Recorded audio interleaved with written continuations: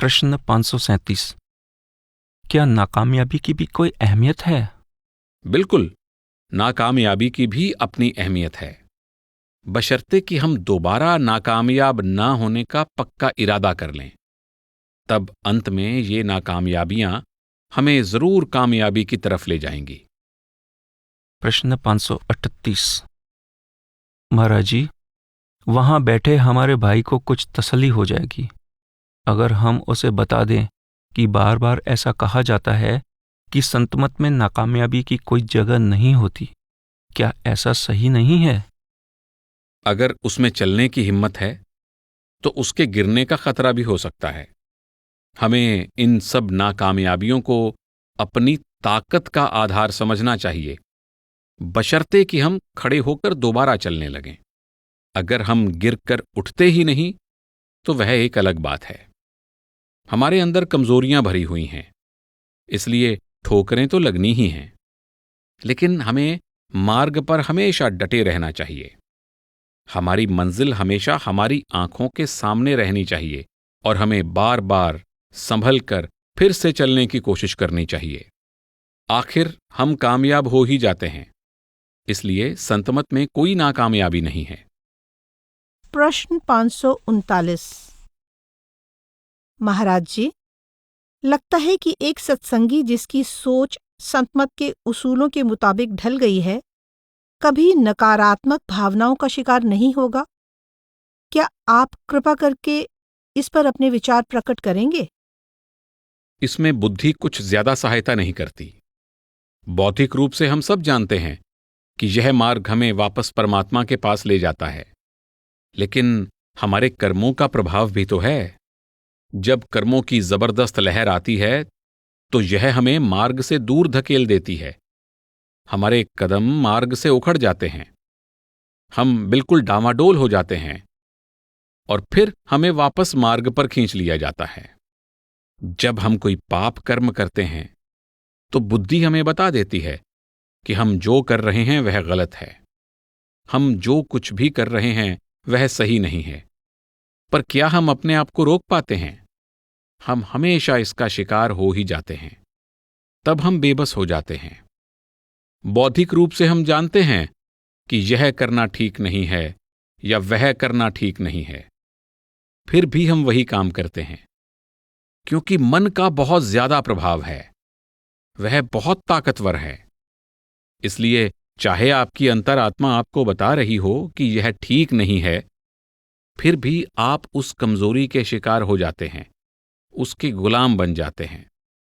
इस तरह सिर्फ संतमत के उसूलों को जान लेना ही हमें इस मार्ग पर स्थिर नहीं रख सकता, बल्कि भजन सिमरन ही हमें वह ताकत, वह दृढ़ इच्छा शक्ति देता है जिससे हम इस मार्ग पर डटे रहते हैं।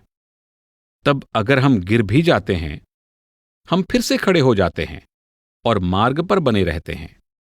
लेकिन अगर हम भजन सिमरन नहीं करते और सिर्फ बौद्धिक रूप से जानने की कोशिश करते हैं कि यह सही रास्ता है, तब हम कभी भी मार्ग से भटक सकते हैं। परंतु रूहानी अभ्यास करते हुए अगर हम गिर भी जाते हैं तो भी भजन सिमरन हमें खींचकर वापस रास्ते पर ले आता है, बशर्ते कि हम रूहानी अभ्यास करते रहें। अगर भजन सिमरन में कमी रह जाए, क्या तब ऐसा होता है? रूहानी अभ्यास में कमी रहती ही है। अभ्यास तो अभ्यास है, यह तो कोशिश है, सिर्फ कोशिश। आखिर में यह दृढ़ हो ही जाता है। एक बच्चा जन्म लेते ही दौड़ना शुरू नहीं करता। चलना सीखने से पहले उसे कई अवस्थाओं को पार करना पड़ता है और फिर एक समय आता है जब वह दौड़ना सीख जाता है। हमें भी रूहानी अभ्यास में कई अवस्थाओं को पार करना है। प्रश्न 540। मैं जानना चाहता हूं कि हमें इस मार्ग पर इतना ज्यादा संघर्ष क्यों करना पड़ता है? हमें संघर्ष क्यों करना पड़ता है? क्या जिंदगी में ऐसा कोई काम है जिसके लिए हमें संघर्ष नहीं करना पड़ता? कल आप यह जानना चाहेंगे कि जन्म लेने के बाद आपको चलने, बोलने और खाने के लिए इतना संघर्ष क्यों करना पड़ा। ठीक से चलने, बोलने और खाने का ढंग कई अवस्थाओं से गुजरने पर ही आता है, परंतु बाद में हम इस संघर्ष को बिल्कुल महसूस नहीं करते। क्या दुनिया में कोई ऐसा काम भी है जो हम बिना संघर्ष किए सीखते हैं? तो फिर इस मार्ग पर आगे बढ़ने के लिए संघर्ष क्यों न किया जाए? प्रश्न 541।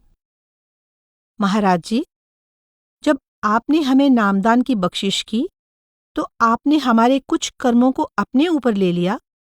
नामदान मिलने के बाद अब हम जो कर्म करते हैं, क्या उनका भार भी आपके कंधों पर होता है?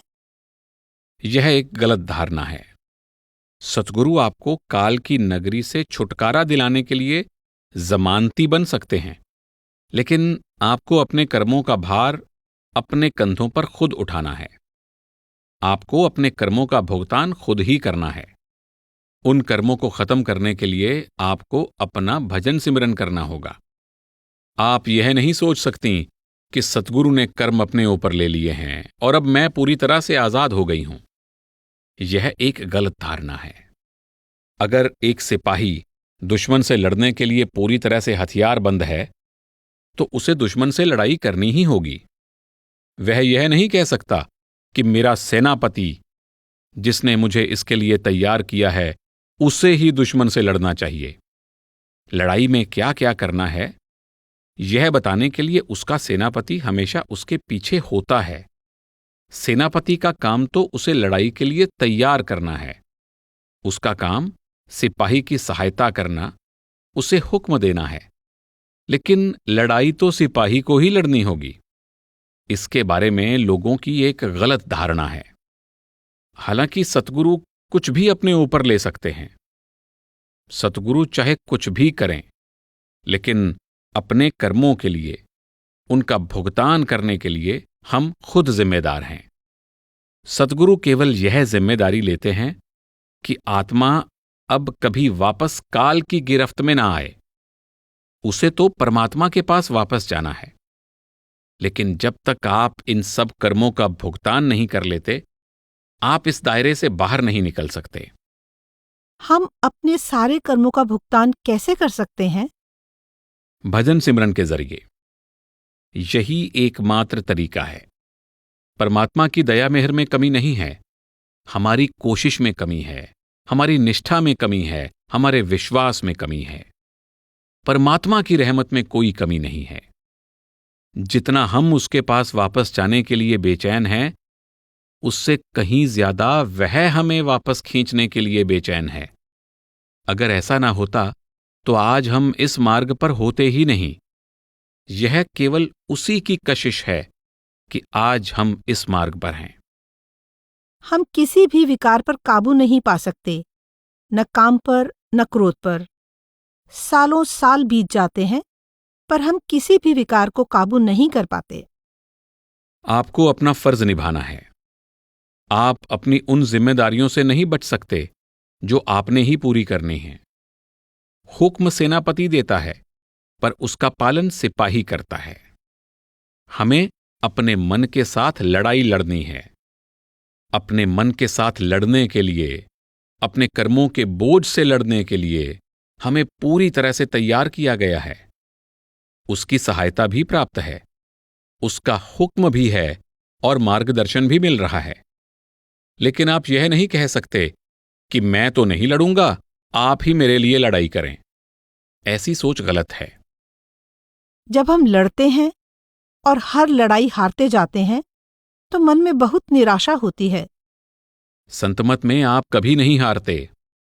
आपकी हमेशा जीत ही होती है, आपकी कभी हार नहीं होती।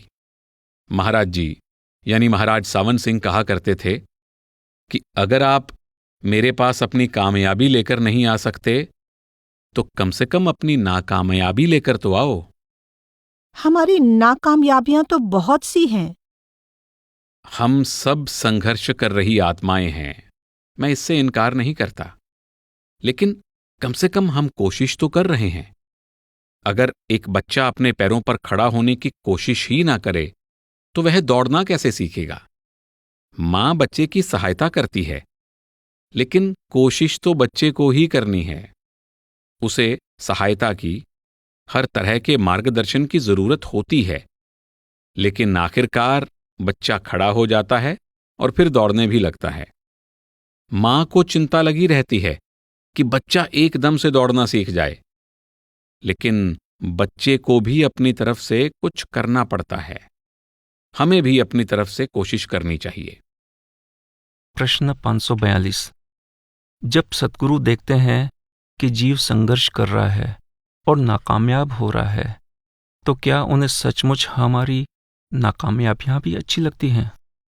इसका मतलब यह है कि जो नाकामयाब होते हैं वे कामयाब होने के लिए अपनी तरफ से तो पूरी कोशिश करते हैं, लेकिन ऐसा हो नहीं पाता, इसलिए नाकामयाबी ही उनके हाथ लगती है। सतगुरु को वह कोशिश अच्छी लगती है जो आप कामयाब होने के लिए करते हैं। मां चाहती है कि बच्चा चलना सीखे, लेकिन बच्चा गिर जाता है, उसे चोटें और खरोंचें लगती हैं, लेकिन वह फिर खड़ा हो जाता है। वह दोबारा कोशिश करता है, वह फिर से खड़ा होता है, फिर से सीखने की कोशिश करता है। बच्चे को चलना और दौड़ना सीखने से पहले इस दौर में से गुजरना पड़ता है।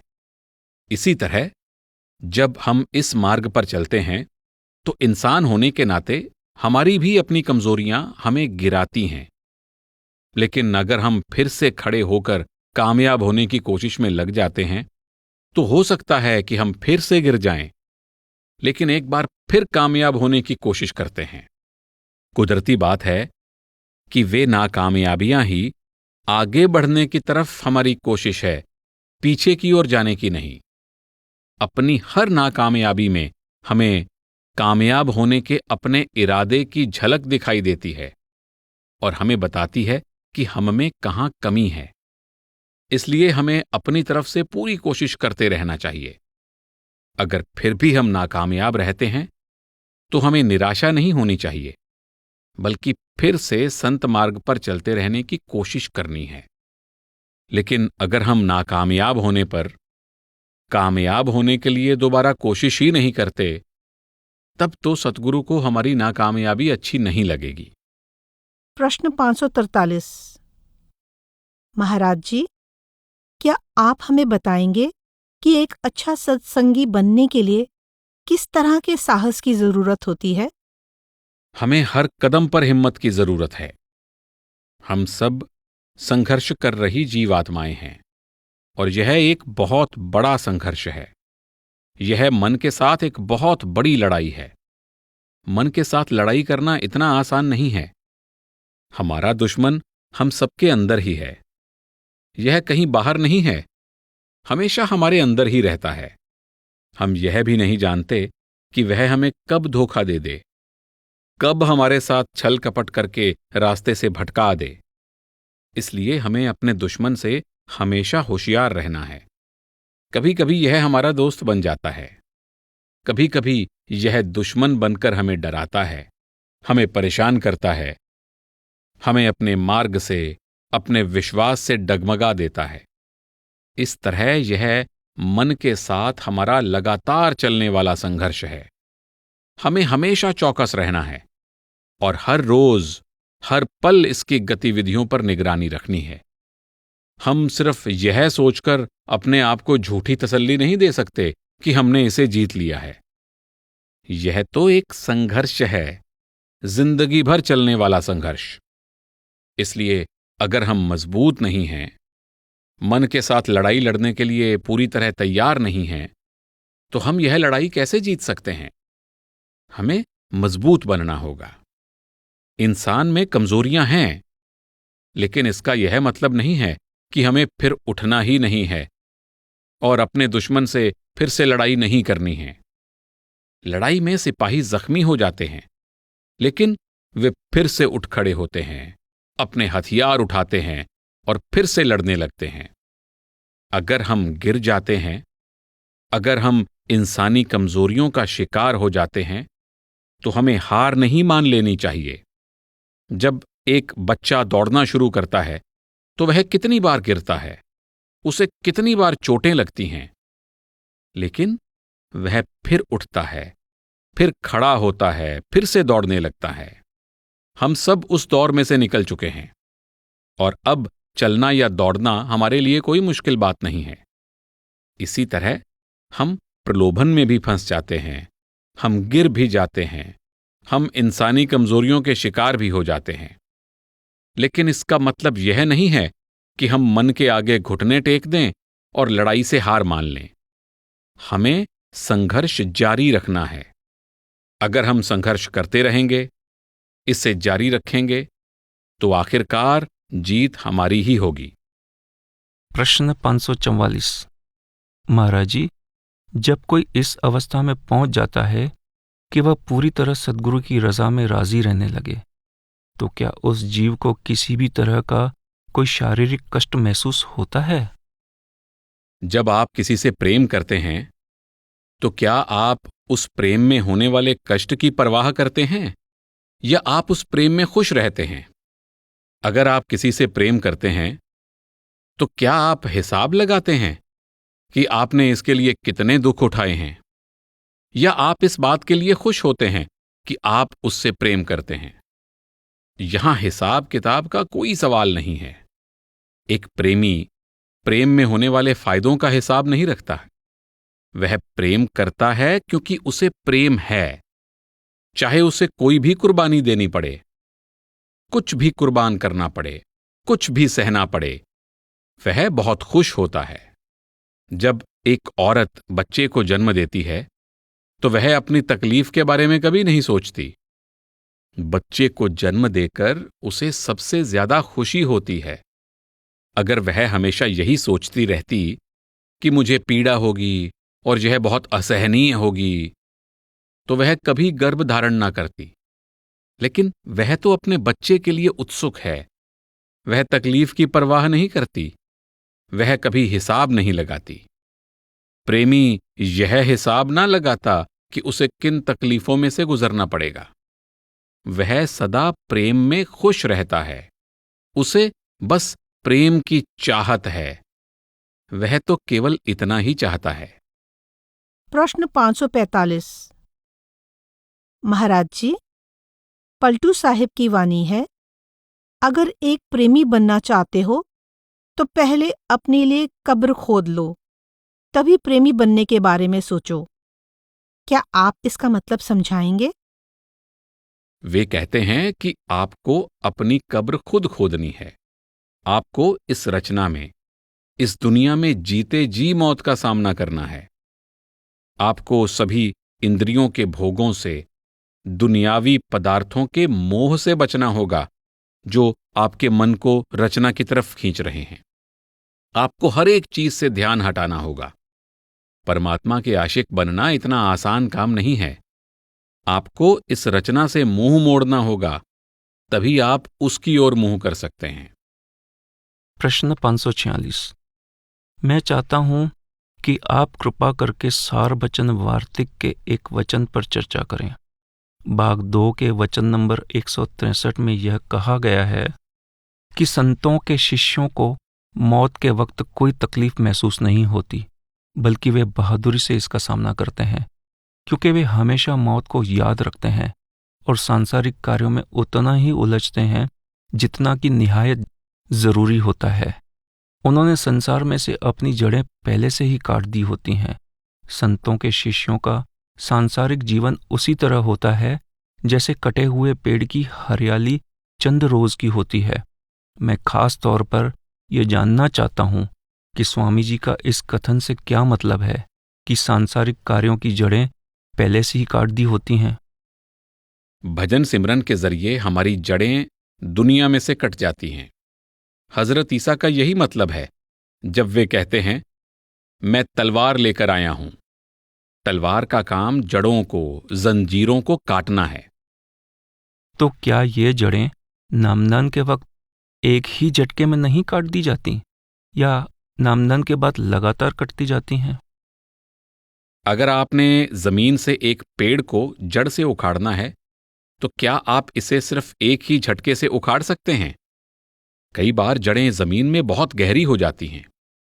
यह इस बात पर निर्भर करता है कि किस पेड़ को उखाड़ना है। कुछ पेड़ों की जड़ें घास की तरह होती हैं। उनको उखाड़ने में ज्यादा वक्त नहीं लगता, थोड़ा सा जोर लगाने से ही वे बाहर आ जाती हैं, जबकि दूसरों को उखाड़ने में बहुत समय लग सकता है। इसी प्रकार हर किसी के हालात एक दूसरे से भिन्न होते हैं। हम सब इस रचना के मोह में फंसे हुए हैं। ये मोह के बंधन ही इस रचना में हमारी जड़ें हैं। जब तक इन्हें काटा नहीं जाता, कोई भी परमपिता के पास वापस नहीं जा सकता। भजन सिमरन और कुछ नहीं, बस इन जड़ों को काटने का साधन है जो बार बार हमें इस रचना की ओर खींचती हैं। तो क्या ये भजन सिमरन के दौरान ही कट रही हैं, या फिर उस वक्त कटती हैं जब हम शब्द के साथ जुड़ जाते हैं? आपको शब्द से जोड़ना आपको एक कुल्हाड़ी देने के समान है, ताकि अब आप पेड़ की जड़ें काट सकें।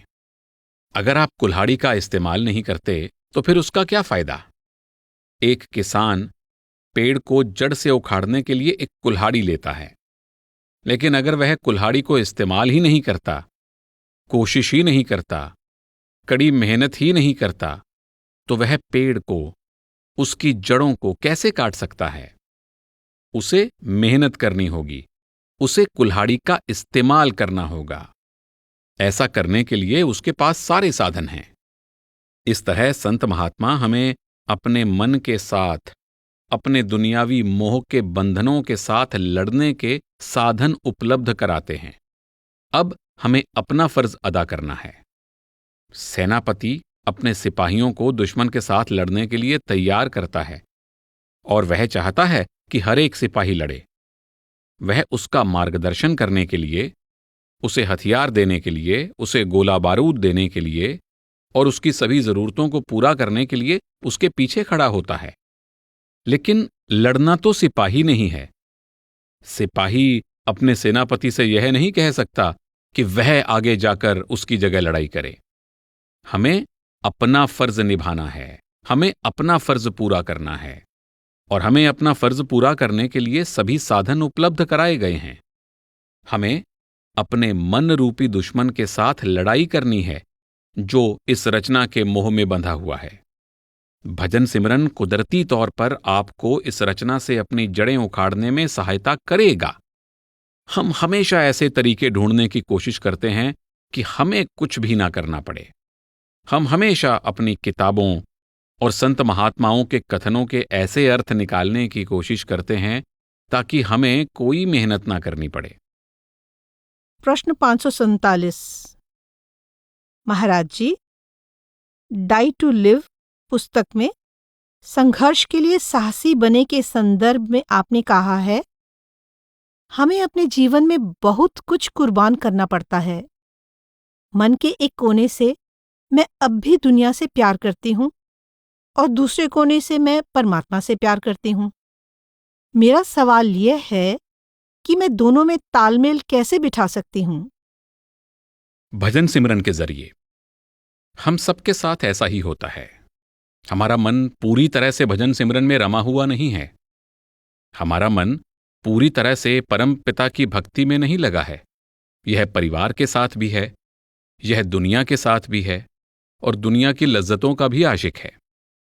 साथ ही इसमें कुछ ऐसा भी है कि यह परमात्मा से मिलाप के लिए बेचैन है, क्योंकि हम सब के अंदर परमात्मा के लिए कुदरती कशिश है।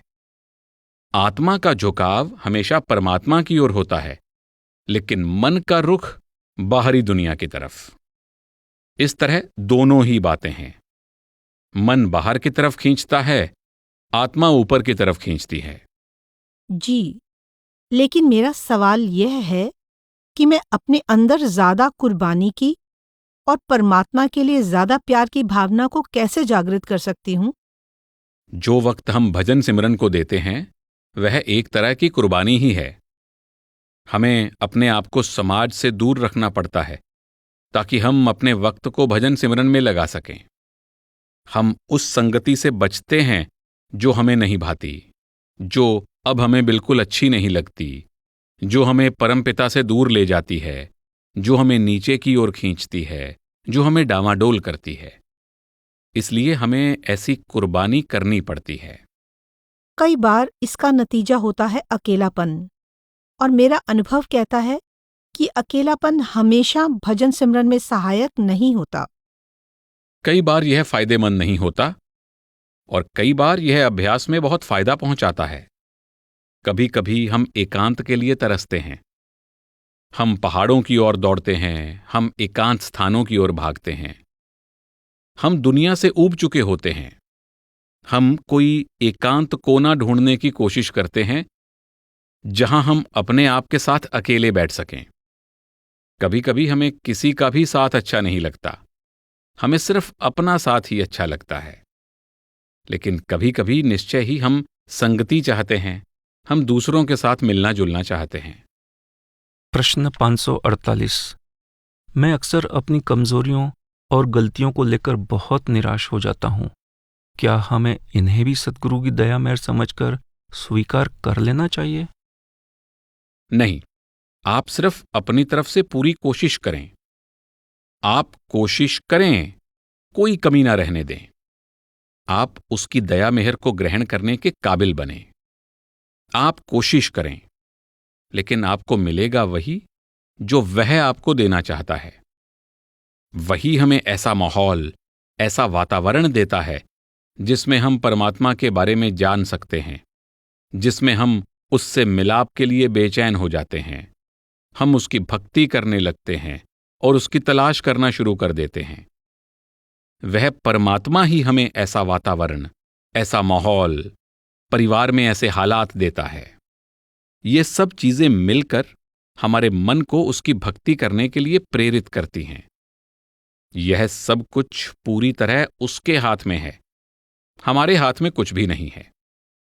दरअसल हम कठपुतलियां हैं, लेकिन इस हौमे के कारण हम अपने आप को कठपुतली मानने को तैयार ही नहीं हैं। हम सोचते हैं, मैं यह कर रहा हूं, मैंने वह किया है।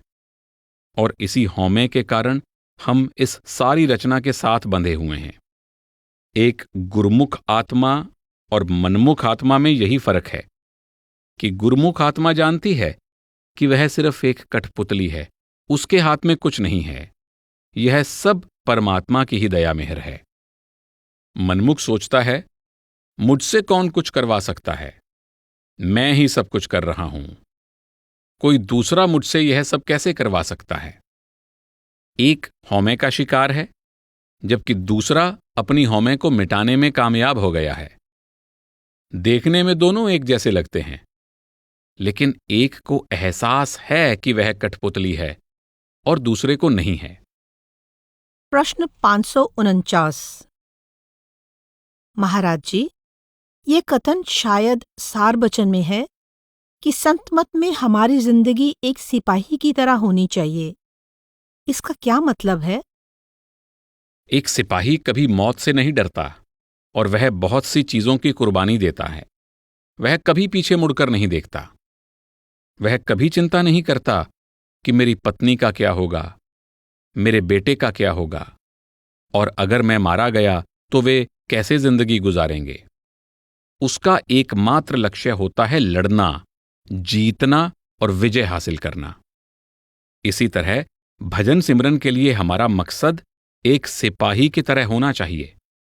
हमें चिंता नहीं करनी चाहिए कि अगर मैं इस दुनिया को छोड़ देता हूं तो मेरे बच्चों का क्या होगा, मेरी पत्नी का क्या होगा, मैंने इतनी धन दौलत इकट्ठी की है, इसका क्या होगा। हमें अपने मन को पूरी तरह से इन चीजों से बाहर निकालना चाहिए और अपने मकसद को हासिल करने के लिए कोई भी कुर्बानी देने के लिए तैयार रहना चाहिए। सिपाही हमेशा लड़ने के लिए तैयार रहता है। इसलिए हमें भी एक सिपाही की तरह अपने मन के साथ लड़ने के लिए, अपने मन पर जीत हासिल करने के लिए और अपना लक्ष्य पाने की खातिर कुछ भी कुर्बान करने के लिए तैयार रहना चाहिए। प्रश्न 550। क्या आप समझाएंगे कि इस मार्ग पर एक सिपाही बनने और एक सत्संगी बनने में क्या फर्क है? इस मार्ग पर सिपाही बनना सिर्फ इस बात की ओर इशारा करने का एक ढंग है कि आपको मन के साथ, अपनी इंद्रियों के साथ लड़ाई लड़नी है। ठीक वैसे ही जैसे एक सिपाही अपने दुश्मन से लड़ता है, और बिल्कुल नहीं डरता, अपनी मौत से भी नहीं। भले ही उसे कितनी मुश्किलों का सामना क्यों ना करना पड़े, वह लड़ना चाहता है। वह हमेशा आगे की ओर बढ़ता है। इसी तरह हमारा रवैया भी एक सिपाही की तरह मन के साथ, अपनी इंद्रियों के साथ, अपनी कमजोरियों के साथ लड़ने का होना चाहिए। यह केवल बात को समझाने का एक तरीका है। फिर तो एक सिपाही और एक सत्संगी में कोई फर्क नहीं है। हर सत्संगी एक सिपाही है। प्रश्न 551। महाराज जी, संत मत की सब किताबों का और आज शाम प्रोफेसर साहब द्वारा की गई चर्चा का यही निचोड़ है कि हमारे अंदर प्रेम नहीं है। यह तो सद्गुरु की बख्शी हुई दात है। मेरा ख्याल है कि इस सवाल का जवाब देने के लिए हमें बिल्कुल शुरू से बात करनी होगी। हमें यहां से शुरुआत करनी होगी कि हमें परमपिता परमात्मा से बिछुड़ना ही क्यों पड़ा। अब हम लड़ाई के मध्य में हैं। अब शुरू के बारे में हम सोच ही नहीं सकते। हमें ठीक यहीं से शुरुआत करनी होगी कि हम लड़ाई के मध्य में हैं और हमें इसे जीतना है। हम यह लड़ाई क्यों लड़ रहे हैं, इस समय हमारे पास इसका कोई जवाब नहीं है। इसके बारे में सोचने के लिए अब बहुत देर हो चुकी है। एक बार जब आप लड़ाई में कूद पड़ते हैं तो आपको लड़ना ही होता है। लड़ाई में शामिल होने से पहले हम सोच सकते थे कि हम यह लड़ाई क्यों लड़ें। शायद वह हमारे हाथ में नहीं रहा होगा और अब उसके बारे में सोचने का कोई फायदा नहीं है। अब केवल यही हल है कि हमें लड़ाई लड़नी ही है। प्रश्न 552। महाराज जी, मन से लड़ाई जीतना नामुमकिन लगता है। इसके लिए हमें हमेशा अंतर से मार्गदर्शन मिलता है। सिपाही हमेशा लड़ने के लिए हथियारबंद रहता है। सेनापति हमेशा उसे हुक्म देने के लिए, उसकी सहायता करने के लिए, लड़ाई में उसका मार्गदर्शन करने के लिए उसके साथ मौजूद रहता है।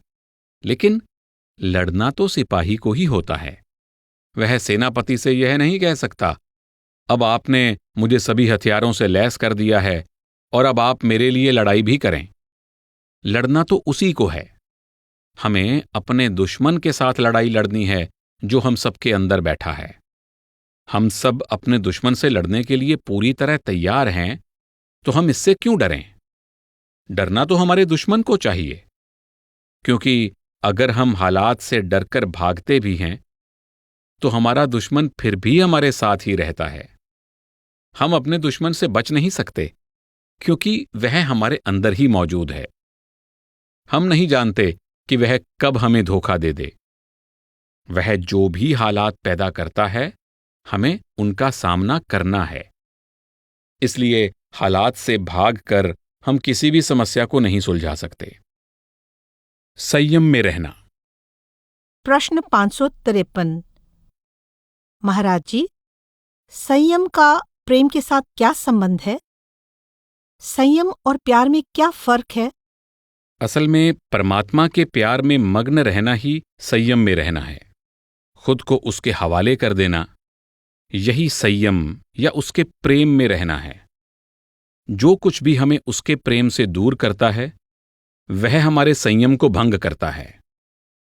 इसलिए जो कुछ भी हमें उसके प्रेम, उसकी भक्ति में लगाए रखता है, वही हमारे लिए संयम है जिसका हमें पालन करना है। प्रश्न 554। महाराज जी, मेरे अंदर संयम और प्रेम ये दोनों नहीं है। मैं अपनी हालत को जानता हूँ। मैं तो आपकी सहायता से ही उन्हें अपने अंदर धारण कर सकता हूँ। मुझे याद है कि संतमत की किसी पुस्तक में मैंने वैराग्य के बारे में पढ़ा था। हमारी सोच ऐसी बन जानी चाहिए कि हमें इस लोक या परलोक की कोई इच्छा न रहे। क्या इसका यह मतलब है कि हमें भजन सिमरन केवल परमात्मा से प्रेम करने के लिए करना चाहिए, किसी और कारण से नहीं? धर्म की बुनियाद डर पर नहीं, बल्कि प्यार और भक्ति पर टिकी होनी चाहिए। हमें परमात्मा की भक्ति किसी सजा के डर से या इस रचना में बार बार वापस आने के डर से नहीं करनी है। भक्ति करने का यह भी एक नजरिया हो सकता है, लेकिन भक्ति का जो सही नजरिया है वह है परमात्मा से मिलाप करना। हमारे अंदर परमात्मा की इतनी भक्ति और प्रेम हो कि हम उसके बिना रह ही न सकें। यही सही नजरिया है। इसलिए धर्म की बुनियाद प्यार है, डर नहीं। लेकिन मन की यही फितरत है कि जब तक हम किसी चीज से डरते नहीं, हम कुछ नहीं करते। अपनी रोजमर्रा की जिंदगी में भी जब आप किसी शहर में जाएं, अगर आप सोचते हैं कि आपको लाल बत्ती पर कोई नहीं रोकेगा, तो आप लाल बत्ती पर कार नहीं रोकेंगे, आप उसको पार करके निकल जाएंगे। लेकिन अगर आपको डर है कि लाल बत्ती पर आप नहीं रुके तो आपको सजा होगी, आपको जुर्माना भरना पड़ेगा, तो इस डर के कारण आप कार जरूर रोकेंगे। लेकिन अगर आपको यह कहा जाए कि सबको रुकना चाहिए, चारों तरफ देखना चाहिए और तब जाना चाहिए, और ऐसा ना करने पर कोई सजा निश्चित ना की गई हो, तो कोई भी नहीं रुकेगा। इसी तरह अगर हम प्यार में संयम से नहीं रहते, तब हमें डर दिखाकर संयम में रखा जाता है। संत महात्मा कई बार दोनों तरफ की बात करते हैं। परमात्मा तक पहुंचने का सबसे अच्छा तरीका प्यार है, लेकिन अगर आप इसके लिए तैयार नहीं हैं, तब यह ना भूलें कि अगर आपको इस रचना में फिर से वापस आना पड़ा तो आपको क्या क्या भुगतना पड़ सकता है। इसलिए वे इस दुनिया, इस रचना के दुख तकलीफों को बयान करके इस पहलू को भी बताते हैं, और साथ ही हमारे अंदर परमात्मा के लिए प्यार और भक्ति भी पैदा करते हैं। आप जो भी तरीका अपनाना चाहें अपना सकते हैं। मुख्य बात तो यह है कि हमें परमपिता की भक्ति करनी है। प्रश्न 555। मैंने सुना है कि संत मार्ग पर चलते हुए दुनियावी चीजों के लिए जो कुर्बानी देनी पड़ती है, उससे बहुत तकलीफ होती है। क्या यह अनंत का मार्ग भी हो सकता है? क्या आप यह कहना चाहते हैं कि जो लोग इस मार्ग पर नहीं चलते वे सुखी हैं? पागल खाने में जाकर देखें, क्या वे लोग खुश हैं? लोग सुख सुविधाओं के बावजूद भी बहुत दुखी हैं। जो अपने आप को दुनियावी सुखों से दूर रखते हैं, हो सकता है कि वे सबसे ज्यादा सुखी हों। वे उनसे तो कहीं ज्यादा सुखी हैं जो दुनियावी सुखों और भोगों के गुलाम बन गए हैं। सुख अपने आप को इंद्रियों के भोगों से दूर रखने में है, भोगों के गुलाम बनने में नहीं। यह गलत धारणा है कि संत मार्ग पर चलने में दुख तकलीफें हैं और इसे ना अपनाने में सुख है। अगर संसार में सुख और आनंद होता तो कोई भी इस मार्ग पर ना आता। लोग तो इस मार्ग पर इसलिए आते हैं क्योंकि इसके बिना वे बहुत दुखी हैं। वे इंद्रियों के भोगों में लज्जत ढूंढने की कोशिश करते हैं और अपने आप को और ज्यादा दुखी पाते हैं। हम इंद्रियों के भोगों के शिकार बनकर नहीं, इनसे ऊपर उठकर ही सुख और शांति पा सकते हैं। प्रश्न 556। एक कथन जो शायद परमार्थी पत्र भाग 2 में है, उसे मैं समझ नहीं पाया। यह इस तरह है कि अगर सद्गुरु को अपनी संगत में से एक भी सच्चा शिष्य मिल जाए तो वे अपने आप को खुशकिस्मत समझते हैं। क्या आप इसे समझाएंगे? एक सच्चा शिष्य वह है जो मालिक की भक्ति केवल मालिक को पाने के लिए करता है, जो उसके प्यार और भक्ति में सराबोर है और दुनिया की किसी भी चीज में उसकी कोई दिलचस्पी नहीं है। हम सतगुरु के सच्चे शिष्य तभी बनते हैं जब हम दूसरे मंडल ब्रह्म को पार कर लेते हैं, जब आत्मा मन के चंगुल से आजाद हो जाती है, तब हम असल में सतगुरु के सच्चे शिष्य बनते हैं। उससे पहले आमतौर पर हम मन के ही सेवक होते हैं। हम सतगुरु के सच्चे शिष्य, सच्चे सेवक तभी बनते हैं, जैसा कि गुरु नानक साहिब ने कहा है, जब मेरे और परमपिता के बीच, मेरे और सतगुरु के बीच दूसरा कोई नहीं होता। अगर वहां कुछ और मौजूद होता है तो मैं अभी पूरी तरह से सतगुरु का शिष्य नहीं बना हूं। जब मेरे और परमपिता के बीच या मेरे और सतगुरु के बीच और कुछ भी नहीं होता, तभी मैं सतगुरु का सच्चा शिष्य हूं।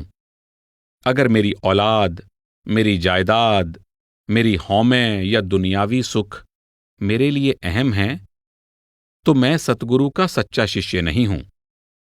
महाराज जी यानी महाराज सावन सिंह ने यही समझाने की कोशिश की है। असल में उनके कहने का मतलब है कि ऐसा सच्चा शिष्य मिलना बहुत मुश्किल, बहुत दुर्लभ है। हर कोई परमात्मा से मिलाप के लिए बेचैन है, लेकिन हमारी अपनी कमजोरियां हैं और हमारे अपने मोह के बंधन हैं जिन पर हमें जीत हासिल करनी है। अभी तो हम सब जीव संघर्ष कर रहे हैं, लेकिन जिन्होंने काफी संघर्ष कर लिया है और संघर्ष के दायरे को पार कर चुके हैं, वे ही सच्चे शिष्य हैं। प्रश्न 557। अगर हमने इस मार्ग पर बहुत ज्यादा तरक्की न की हो, तो क्या इसका मतलब यह है कि जब हमारी मौत होगी तो हम अंधेरे में ही रहेंगे? अगर आप अब अंधेरे में हैं, तो मौत के बाद आप और क्या उम्मीद कर सकते हैं? लेकिन तब, जैसा कि हम चर्चा कर चुके हैं, उसकी दया मेहर तो होती है। हम हमेशा उस पर निर्भर रह सकते हैं। अगर कक्षा में कोई विद्यार्थी आज्ञा मानने वाला है, अनुशासन में रहता है, तो मास्टर या प्रोफेसर हमेशा किसी न किसी बहाने उसकी मदद करने के लिए तैयार रहता है। इस तरह अगर हम इतने भी लायक नहीं हैं कि उस ऊंचे स्तर तक पहुंच सकें, तो कम से कम हम नेक और आज्ञा में रहने वाले तो बने, ताकि कामयाब होने के लिए उसकी दया मेहर पा सकें। जो हमें इस मार्ग पर लाया है, जो हमें इस मार्ग पर चलने के लिए प्रेरित कर रहा है, वह मौत के बाद हमें भूल नहीं जाता। प्रश्न 558। महाराज जी, सतगुरु के नजरिए से एक अच्छे शिष्य के क्या गुण होने चाहिए? मैं नहीं जानता कि कौन मालिक के पास वापस जाने के काबिल है या कौन उनका सबसे अच्छा शिष्य बनने के काबिल है, लेकिन जो हमेशा संतमत के उसूलों पर दृढ़ता से कायम रहता है, भजन सिमरन को पूरा वक्त देता है और मालिक की रजा में रहता है, निश्चय ही वह अच्छा शिष्य है। कमजोरियों पर काबू पाना। प्रश्न 559। यह देखकर मन बड़ा दुखी होता है कि हमारे अंदर कितनी कमजोरियां हैं और उन्हें दूर करने की कोशिश में हम कितने नाकामयाब हैं। पहले आपकी इस बात की ओर आते हैं कि कुछ लोग सत्संगी ना होने के बावजूद भी बहुत नेक होते हैं। शायद सत्संगी अपने आप की ज्यादा गहराई से छानबीन करते हैं, इसीलिए वे सोचते हैं कि उनमें बड़ी खामियां हैं। अगर इस पूरे कमरे में अंधेरा हो तो पता नहीं चलता कि अंधेरे में क्या छिपा है, पर अगर प्रकाश की छोटी सी किरण भी अंदर आ जाए तो फौरन पता लग जाता है कि यह कमरा छोटे छोटे कणों से भरा हुआ है। इसी तरह जब तक हमें रूहानी मार्ग का पता नहीं होता या फिर हम इस पर अभी आए नहीं होते, तब तक हमें अपनी खामियों का एहसास नहीं होता, बल्कि हम अपनी आदतों पर फख्र करते हैं। पर जब हम संतमत पर चलने लगते हैं तो प्रकाश की वह छोटी सी किरण हमारे अंदर दाखिल हो जाती है। फिर जब हम अपनी परख करते हैं तो हमें अपनी बहुत सी बुरी आदतों का पता चलता है। हमारे अंदर ये आदतें तो पहले भी थीं, पर अब हम इनकी परख करने लगते हैं। इसीलिए हम अपने आप को कसूरवार समझने लगते हैं। असल में यह इस बात का संकेत है कि हमारा सुधार हो रहा है, क्योंकि हम में सही और गलत में भेद करने की जागरूकता आ जाती है। यही जागरूकता हमारी सहायता करती है। विवेक के इस प्रकाश से हमें पता चलता है कि हमारे अंदर सचमुच बुराइयां हैं और हमें उन बुरी आदतों से छुटकारा पाना है। इससे पहले हमें इनका एहसास ही नहीं था, बल्कि हम तो इन पर नाज भी करते थे। इसलिए हमें अपने आप को इसके लिए कसूरवार नहीं समझना चाहिए। यही सही है कि पहले हम अपनी कमजोरियों को समझें और फिर उन्हें दूर करने की पूरी पूरी कोशिश करें। मैं हमेशा कहता हूं कि जब हमें अपनी खामियों का पता लग जाए तो समझना चाहिए कि हमने आधी लड़ाई जीत ली है, क्योंकि फिर हम उन्हें दूर करने की कोशिश शुरू कर देते हैं। पर जब हम अपनी कमजोरियों के बारे में सचेत नहीं होते तो हम गलत फहमी का शिकार होते रहते हैं।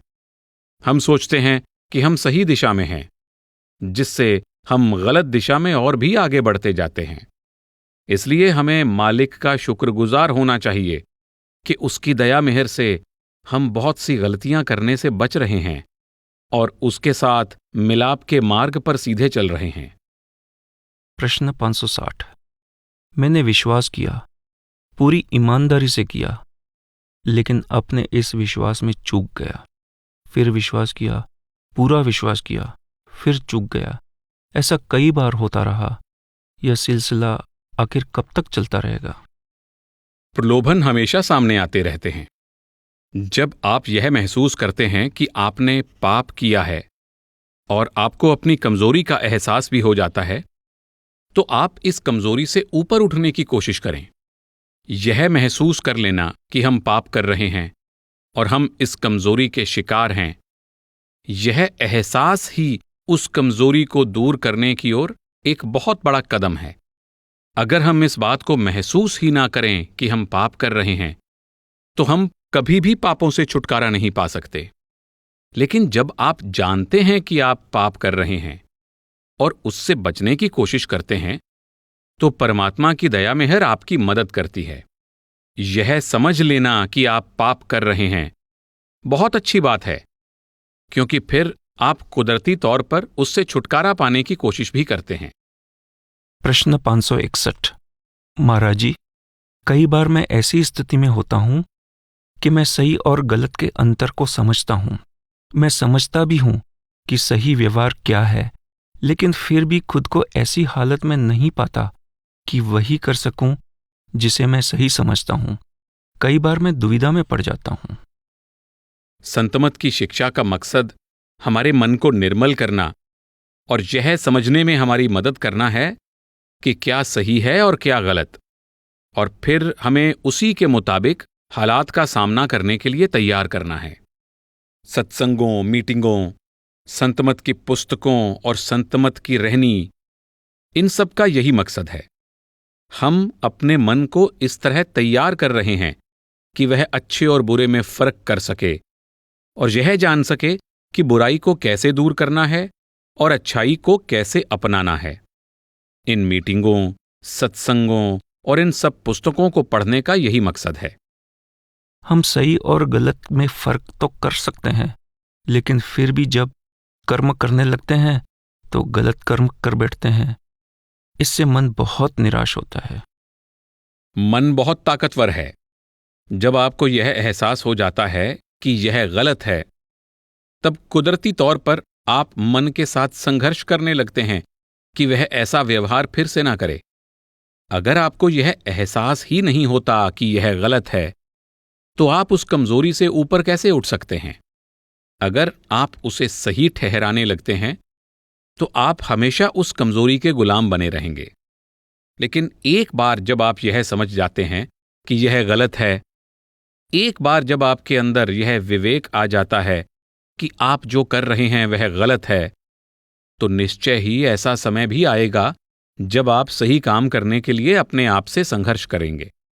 लेकिन अगर आप अपने गलत व्यवहार को सही ठहराने की कोशिश करते हैं और उसे करने में आपको खुशी और नाज होता है, तब आप हमेशा उस कमजोरी के गुलाम बने रहेंगे। अपनी गलती का पूरा एहसास होना अपनी कमजोरियों से लड़ने के लिए पहला कदम है। प्रश्न 562। महाराज जी, कई बार हम अपनी खामियां और अपनी कमजोरियां जानते हैं और हम यह भी जानते हैं कि यही हमें परमपिता के मिलाप से दूर रख रही हैं। इन कमजोरियों को दूर करने के लिए अपने आप पर बहुत अधिक सख्ती करने का गलत असर तो नहीं होगा? अपने साथ सख्ती से पेश आने में कोई खतरा नहीं है। अब तक हम अपने साथ नरमी से ही पेश आते आए हैं, इसीलिए हम इस रचना का हिस्सा हैं। अगर हमने अपने साथ जरा भी सख्ती की होती या दृढ़ता से पेश आते, तो आज हम यहां ना होते। हमने खुद के साथ बहुत नरमी बरती है। हम हमेशा अपनी कमजोरियों को सही ठहराने की कोशिश करते हैं और फिर उनके गुलाम बन जाते हैं। इस तरह हम इस रचना का हिस्सा बने रहते हैं। इसलिए हमें अपने आप से सख्ती से पेश आने की कोशिश करनी चाहिए। प्रश्न 563। महाराज जी, मुझे विवेक और सहनशीलता में फर्क समझ में नहीं आता। मैं नहीं जानती कि सहनशीलता कहाँ से शुरू होती है और विवेक कहाँ से। इन दोनों में बहुत फर्क है। अगर आप ऑक्सफोर्ड डिक्शनरी यानी शब्दकोश की सहायता लें तो देखेंगी कि सहनशीलता बिल्कुल अलग चीज है। पर मान लें कि मैं किसी व्यक्ति को पसंद नहीं करता क्योंकि मुझे ऐसा लगता है कि उसकी सोच नकारात्मक है। लेकिन फिर मेरे मन में आता है कि संतमत हमें सहनशीलता सिखाता है। साथ ही मेरे मन में यह भी आता है कि मुझे विवेक से काम लेना चाहिए। मैं सचमुच दुविधा में हूं। बात यह है कि हमारी सोच दूसरों के प्रति नकारात्मक होती है। हमारा अपना रवैया कुछ लोगों के प्रति नकारात्मक होता है। इसलिए हमें लगता है कि उनका रवैया हमारे प्रति ठीक नहीं है। हमें अपने आप को सुधारना है। हमें अपनी सोच को सकारात्मक बनाना है। हमारे मन में कभी यह ख्याल ही क्यों आए कि कोई गलत है? इस बात का हम पर असर ही क्यों होता है? असल में हमारे खुद के अंदर कोई कमजोरी है जिसके कारण हम पर इस बात का असर होता है। अगर हम मजबूत हैं तो हम पर किसी भी बात का कोई असर नहीं होता और तब हमारे प्रति कोई भी बुरा नहीं होता। बुराई तो है, मैं यह नहीं कहता कि बुराई नहीं है, लेकिन अगर हम मजबूत हैं तो हमारे लिए कुछ भी बुरा नहीं है। जुर्म तो होते हैं, लेकिन अगर आप कोई जुर्म नहीं करते तो आपको कोई सजा नहीं होती। जेलें अपराधियों से भरी हुई हैं। उन पर नजर रखने के लिए बहुत से पुलिस वाले और गार्ड भी हैं। लेकिन अगर आप एक अच्छे नागरिक हैं तो इन सब बातों का आपके ऊपर कोई असर नहीं होता। अनेकों पुलिस वाले और अनेकों जेल खाने हो सकते हैं, लेकिन आप इनसे नहीं डरते क्योंकि आप एक अच्छे नागरिक हैं। ठीक इसी तरह हम पर किसी की भी अच्छी या बुरी सोच का असर नहीं होना चाहिए। दोनों शब्द, गलत और सही, आपस में तुलनात्मक हैं, लेकिन हमें किसी से भी प्रभावित नहीं होना चाहिए। हमें खुद को मजबूत बनाना चाहिए। तब हमारे लिए किसी भी गलत सोच का वजूद ही नहीं रहेगा। अगर मैं कमजोर हूं तो आसानी से दूसरों की संगति से प्रभावित हो सकता हूं। इस तरह कमजोरी तो मुझ में है, दूसरे व्यक्ति में नहीं। कमजोरी हमारे अंदर है कि हम बुराई के जाल में फंस जाते हैं। कमजोरी बुराई में नहीं है। कमजोरी तो हमारे अंदर है कि हम बुरी संगत से, दूसरे व्यक्ति की बुरी वृत्तियों से प्रभावित हो जाते हैं। हम अपनी ही कमजोरी के शिकार हैं। हमें उस कमजोरी से छुटकारा पाना होगा और तब दूसरे व्यक्ति के बुरे इरादे हम पर जरा सा भी प्रभाव नहीं डाल सकेंगे। प्रश्न 564। महाराज जी, एक टेप में मैंने आपको यह कहते हुए सुना है कि न केवल हमारे जीवन में होने वाली हर घटना पहले से ही निश्चित है, बल्कि हमारी सोच भी हमारे हाथ में नहीं है। हमारी सोच हमारे प्रारब्ध के भुगतान के मुताबिक बनाई जाती है। यह सुनने के बाद मैं यही समझ पाया हूं कि अपनी कमजोरियों की परख करना और एक शिष्य होने के नाते अपनी नाकामयाबियों के लिए खुद को कसूरवार ठहराना बिल्कुल बेमायने और समय की बर्बादी है। भजन सिमरन के जरिए हमारी इच्छा शक्ति इतनी मजबूत हो जाती है कि अगर बचपन में हमारे मन पर गलत प्रभाव पड़ भी गया हो और उस पर बुरे संस्कार पड़े हों तो भी हम संत बन सकते हैं। इसमें कोई शक नहीं है कि बचपन में मन पर पड़े संस्कारों का असर होता है, लेकिन फिर भी कई बार हमें बेहतर संगति मिल जाती है या मालिक की दया मेहर से हमें यह एहसास हो जाता है कि हमारे मन पर गलत प्रभाव पड़ा है और हम इससे ऊपर उठने के लायक बन जाते हैं। फिर हम मन पर पड़े प्रभाव के मुताबिक कर्म नहीं करते, बल्कि स्वतंत्र सोच के मुताबिक काम करते हैं। प्रश्न 565। बेशक हम सब जानते हैं कि एक दिन दुनिया से चले जाना है। क्या सत्संगी की मौत के समय उसे सद्गुरु जरूर लेने आते हैं? अगर हम उनके हुक्म में रहें, अभ्यास करें और दुनिया में वापस ना आना चाहें तो सतगुरु जरूर आएंगे और हमें ऊपर ले जाएंगे। लेकिन अगर हम उसूलों का पालन पूरी तरह नहीं करते, हमारे मन में सतगुरु से मिलाप की इच्छा भी नहीं है, तो फिर यह सतगुरु पर निर्भर करता है कि वे आएं या ना आएं। हम उन्हें मजबूर नहीं कर सकते, हमें उसके काबिल बनना पड़ता है। पर मौत के वक्त किसी को तो लेने आना ही है। जो सत्संगी भजन सिमरन करता है वह काल के साथ तो नहीं जाएगा। फिर और कौन है जो आपको वापस ले जाने के लिए आएगा? शायद हम इस तरह की गारंटी मांगते हैं कि हम जो चाहें करें, फिर भी सतगुरु आएंगे और हमें वापस ले जाएंगे। हम अपनी कमजोरियों के लिए, भजन सिमरन ना करने के लिए बहाने ढूंढते हैं। मेरे विचार में ऐसा नजरिया अच्छा नहीं है। यह सतगुरु की मौज है कि वे आएं या ना आएं, पर हमें मेहनत जरूर करनी चाहिए। हमें अपना फर्ज पूरा करना चाहिए, फिर सतगुरु हमें लेने जरूर आएंगे। अगर बच्चा गलती करता है, शरारत करता है, कानून को भी तोड़ता है, तब भी बाप कभी उसे पुलिस के हवाले नहीं करता। बाप कभी नहीं चाहता कि बच्चा जेल जाए, पर वह यह तो चाहता ही है कि बच्चा सुधर जाए। इसलिए चाहे वह उसे पुलिस के हवाले ना भी करे, जेल ना भिजवाए, पर सजा जरूर देता है। इसका मतलब यह नहीं कि अगर हम भजन सिमरन नहीं करते फिर भी हमें स्वीकार कर लिया जाएगा और वापस ले जाया जाएगा। हमें सजा तो भुगतनी पड़ती है। कई बार बाप की सजा पुलिस की सजा से भी ज्यादा कड़ी हो सकती है, पर उसके पीछे सुधार के इरादे के साथ साथ प्यार भी होता है, बदले की भावना नहीं होती। बाप चाहता है कि बेटा सुधर जाए और एक बेहतर इंसान बने, पर वह अपने बेटे को पुलिस या जेल के अफसरों के हवाले नहीं करेगा। इसी तरह जो लोग संत मार्ग पर आ जाते हैं, उनके वापस काल के पास जाने का सवाल ही नहीं पैदा होता। पर अगर वे बुरे कर्म करें, सही काम ना करें, तो सजा मिलती है, सजा जरूर मिलती है। हुजूर महाराज जी यानी महाराज सावन सिंह अक्सर हमें समझाया करते थे कि कुम्हार जब मिट्टी से बर्तन को तैयार करता है, हमेशा उसके नीचे हाथ रखता है। मिट्टी को सही आकार देने के लिए वह ऊपर से चोट करता है, पर उसका सहारा देने वाला हाथ हमेशा नीचे रहता है ताकि बर्तन को सही आकार दिया जा सके। इसी तरह हमें भी सजा तो मिलती है, लेकिन सहायता और संभाल करने वाला हाथ हमेशा हमारे साथ रहता है। संतमत में नाकामयाबी वाली कोई बात नहीं है। जब हम दौड़ना चाहते हैं, किसी मंजिल पर पहुंचना चाहते हैं, तो हम दौड़ने की कोशिश करते हैं। हम गिरते हैं, उठ जाते हैं, फिर दौड़ते हैं, फिर गिरते हैं।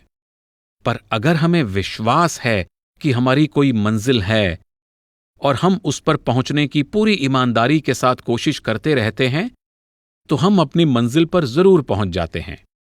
दूसरी ओर अगर आप चलना ही शुरू ना करें, तो आप गिरते तो नहीं और आपको मुश्किलों का सामना भी नहीं करना पड़ता, पर आप मंजिल की ओर आगे नहीं बढ़ते, फासला कम नहीं होता।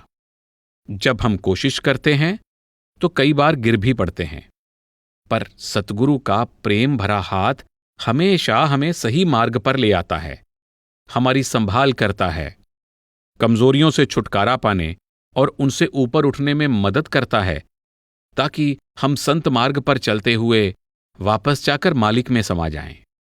एक बार जब बीज बो दिया जाता है तो वह कभी नष्ट नहीं होता। अगर खेत उपजाऊ है और बीज डाल दिया गया है, तो समय पाकर वह जरूर उग जाएगा। उगने के लिए उसे 1, 2 या 3 बारिशों की जरूरत पड़ सकती है। हो सकता है कि उसे पानी देने की जरूरत भी पड़े, पर वह बीज निश्चय ही अंकुरित होगा। इसलिए हम तो अब सिर्फ सतगुरु का ही हिस्सा हैं। इसलिए अब हमें देखना है कि हम वापस परमात्मा में समा जाएं। यह नहीं कि सतगुरु नाम देकर हमें भूल जाते हैं। वे हमें परमात्मा से मिलाप करवाने के लिए जिम्मेदार होते हैं, पर हमें अपना फर्ज पूरा करना है। अपना फर्ज अदा किए बिना हम वापस जाकर उसमें समाने के काबिल नहीं बन सकते, लेकिन अपनी दया मेहर से वह हमें हमारा फर्ज पूरा करने के काबिल बना देता है और हम अपनी मनचाही मंजिल पर भी पहुंच जाते हैं। गिरना और संभलना। प्रश्न 566। क्या संत मार्ग पर चलने वाला हर सत्संगी 4 जन्मों में मुक्ति पा लेगा? अगर इस जन्म में उसका छुटकारा नहीं लिखा है, तो क्या फिर भी वह नाम के रस का आनंद ले सकेगा? मैं कल हजरत ईसा द्वारा दिए गए बीज बोने के दृष्टांत के बारे में चर्चा करूंगा। हजरत ईसा ने बहुत सुंदर दृष्टांत दिया है। जब किसान खेत में जाता है तो कुछ बीज बंजर जमीन पर गिर जाते हैं, कुछ पथरीली जमीन पर, कुछ कांटेदार झाड़ियों में और कुछ बीज उपजाऊ जमीन पर गिर जाते हैं। जो बीज उपजाऊ जमीन पर गिरते हैं उनमें से 100% या 50, 60, 70% बीज उग आते हैं, पर किसान तो हर जगह बीज डालता है। इसी तरह संत इस दुनिया में आते हैं और अनेक जीवों को नाम की बख्शिश करते हैं। बहुत से लोग उनकी ओर खींचे चले आते हैं, लेकिन कई बार नाम का बीज बंजर जमीन पर गिर जाता है या फिर पथरीली धरती पर गिर जाता है। कभी कभी कोई बीज दलदली जमीन पर भी गिर जाता है, कभी उपजाऊ जमीन पर, और वहां गिरा हुआ बीज इसी जन्म में 100% या 70% फल दे देता है। इसका मतलब है कि ऐसे जीव दोबारा जन्म नहीं लेंगे, उन्हें अपने भजन सिमरन का पूरा फल मिलेगा। दूसरे लोगों को दोबारा जन्म लेकर अपनी रूहानी अवस्था को ऊंचा उठाना होगा, रूहानी तरक्की करनी होगी ताकि उन्हें रूहानी अनुभव प्राप्त हो सके। इस तरह हर जन्म में आपकी रूहानी तरक्की होती जाती है और अंत में आप वापस परमात्मा के पास जाने के काबिल हो जाते हैं। हर सत्संगी इसी जन्म में वापस जाकर परमपिता परमात्मा से मिलाप करने के काबिल नहीं बन सकेगा। हर जीव के अपने अपने कर्म होते हैं जिनका हिसाब खत्म करना जरूरी होता है। कुछ जीवों के कर्मों का बोझ बहुत हल्का होता है और वे जल्दी ही अपना मकसद हासिल कर लेते हैं। वे इसी जिंदगी में कामयाब हो जाएंगे। दूसरों को फिर से जन्म लेना पड़ेगा।